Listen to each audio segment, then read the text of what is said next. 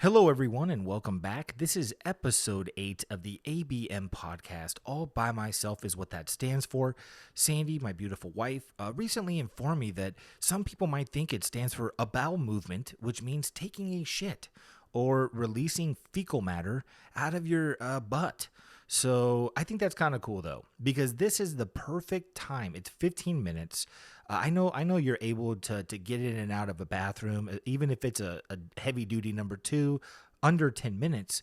But most of us are sitting in there scrolling and killing time. So it's the perfect time for a BM if you want to listen to it at that point. And then it will be super meta. Like, hey, I'm going to go take a BM, listen to a BM, and do my thing. So on that note, make sure to like, comment, subscribe, remix, and share on all social platforms, because believe it or not, and this is kind of a mind-blowing fact, there are people on the planet unaware that I upload a new audio-only podcast every day. Try to do it around 4 p.m. Sometimes it doesn't happen though. So what I wanted to start off this episode with is I was recently going through my iPad because I have all these random ideas, and they could be music ideas, they could be movie, TV shows, whatever the case may be. And I stumbled across something that I thought was pretty funny and that you guys might enjoy. So just to give you some context, this is an idea for kind of a satirical YouTube rewind video, and it was going to be for 2021. So to put you back into 2021, just a year before the whole world was shut down, people were scrambling for toilet paper like it was Black Friday every day, and toilet paper was what all the kids wanted for Christmas.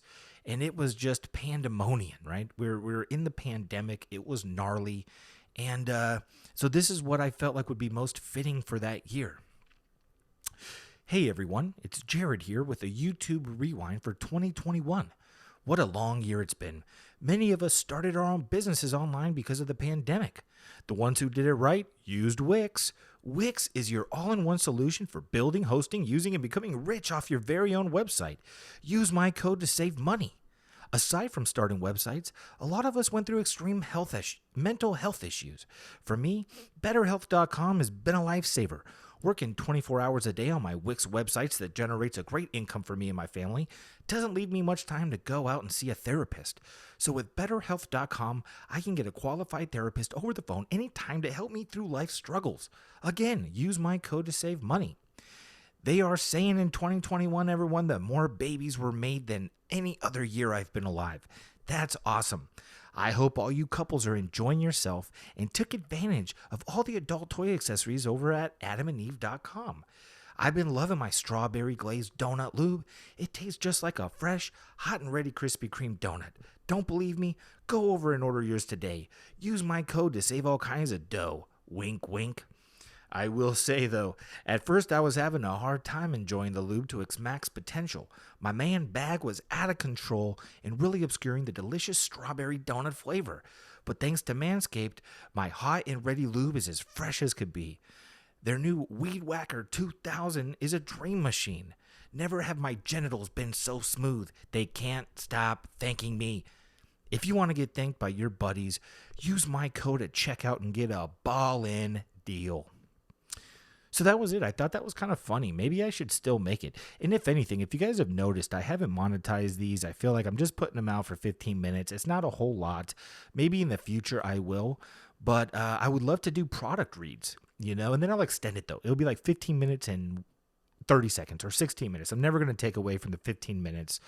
But that being said as well, if you have your own business, if you're starting something up, if you have a great idea you'd like to share with people and maybe use that little bit of feedback to really mold your idea into a product or company, let me know in the comments. I would love to, for free. I mean, you saw what I could do, okay?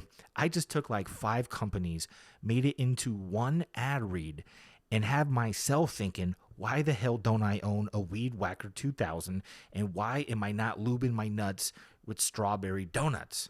So imagine what I could do for you. Maybe you're starting a Frisbee golf company. I'd love to talk about it, Maybe you're doing like some sort of a dessert line. I'd love to talk about it, and I'd love for you to send me some. I will eat food that comes from a random address and not think it's sketchy at all, as long as you just put the code word on the back. DM me for the code word. So moving on. Okay. Moving on. I do have one question. I have several actually, but I have one noted here that I'd like to answer in today's episode, and it comes from Kelladay 1999. And she says, share a story of your childhood with your mom and your brother. So I do have a story, and it's super nostalgic. I actually still every once in a while go to this location I'm going to be talking about. Anytime I do so, I'm flooded with the memory. It makes me laugh every time. And this happened like almost 30 years ago. To be exact, probably 28 years ago. So the story goes as such. Shane, my mom, and I are driving around in Lakewood, California. And as a mother often has to do with two chubby, overweight sons, she had to go for a snack break, a little snack field trip with us. And we were craving chocolate shakes. So we're driving around and we're thinking, okay, maybe we get a frozen yogurt. We don't know where to get the best chocolate shake, but let's go get frozen yogurt. Kind of the same thing. At the end of it, it's pretty much a shake anyways, right? So we're driving in this parking lot that there's a Golden Spoon in, and right next to it, there's a Starbucks. And people are coming out of this Starbucks, with what appears to be, and remind you, this was back in the day. I was probably 12, maybe Shane was 9. So at least this was 26, 27 years ago when Starbucks was more than likely a newer thing on the southern West Coast. So we're seeing people come out with these chocolate shake looking apparatuses, and we decide to go in. We're like, man, God, what a sign. You just showed us that. So we go in, and we're waiting in line. We're looking at the menu, and nothing just says chocolate shake on it, you know? Everything has like a very fancy name.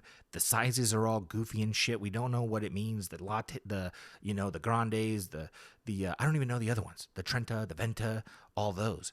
So we're standing there, and finally when we get to the cashier, my mom just lets them know, we're just looking for chocolate shakes. Do you have anything like a chocolate shake for my two chubby sons? And he says, a Frappuccino is just pretty much a chocolate shake, and you get a little fun buzz from it. And my mom, being the rad human she was, thought my sons could use a little bit of a buzz. If anything, this might have been her subliminally trying to get us to start drinking coffee to make us more energetic. I don't know. Chess move on you, though, Mom, if that was the case. So we end up all getting little Frappuccinos, and never even questioned the buzz. I didn't know what caffeine was at that point. I just knew that people that drank coffee in the morning typically had bad breath, and I didn't want bad breath, so I never even tried it. I didn't know it would give you this incredible rush of euphoria and give you this energy. So we're in Starbucks, maybe for like 2 minutes. We're sipping these Frappuccinos. We're trying them out. We're thinking, wow, these are great. And Shane, immediately, his threshold to caffeine was like nothing at that point. And he takes a couple sips, and the dude is wired. Like he just chugged 50 Red Bulls at once, and smoked crack, and then thought, fuck it, why not smoke meth too at the same time? And then he was just on one. And he's over here acting all goofy. He's sipping it.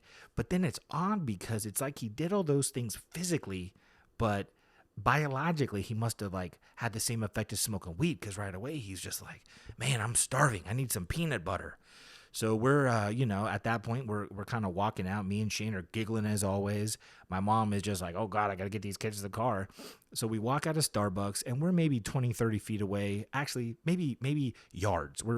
We can see the car, but we're not at range to open it yet or unlock it yet, if that gives you an idea of how far we are. And we're continuing to sip. I'm starting to feel a little buzz. I'm getting it. I'm getting gigglier and gigglier. And Shane is just on another cloud 9 level at this point. And he's holding his drink. He's like shaking his hand, shaking with it in it. He takes a couple sips, and he just says something to the line of, I can't do it anymore. And he just decides to hurl his probably 75% full Frappuccino directly head on. We do hear it hit a car, and then we see someone come out of a car, not knowing if it was the same car or not, or if they're getting up because of this cup that just hit a car. We all duck underneath the closest vehicle. We're hiding out for maybe like 30 seconds. We're laughing our asses off. At least me and Shane were. My mom was pretty cool. Maybe she was laughing too. But I know she was thinking more or less, okay, we're in the trenches. They can't see us. We got to wait till the coast is clear. Then we got to get to the car and get the fuck out of here, because my kid just hurled a Frappuccino grenade at another vehicle. So we figure out his time. We go to the car, and then we just bolt it. We go home. We live maybe like 5 minutes away at that point. So we drive over back to the house, and then true to his word, Shane was very hungry. He took out the peanut butter, opened it up, and then at this point, a fork, a spoon, a knife, anything that most people would reach for utensil-wise to assist in getting the peanut butter was a waste of fucking time, okay? He just used his fingers, went directly into the peanut butter thing, and just started eating it. And it was fucking hilarious. I'm pretty sure I was hungry as well. I ate some food, but our first time trying Starbucks is always a memory that lives rent-free in my head. If anything, it's an amazing memory that I cherish. I have a couple more fun stories like that I'll share in future episodes. One story I haven't even probably brought up at this point yet, my older brother Jacob, but I do have an hilarious story which you could actually read about. My mom did a chapter for my brother's first book. I believe it was I Hate My Selfie. I could be mistaken, but I believe that was it.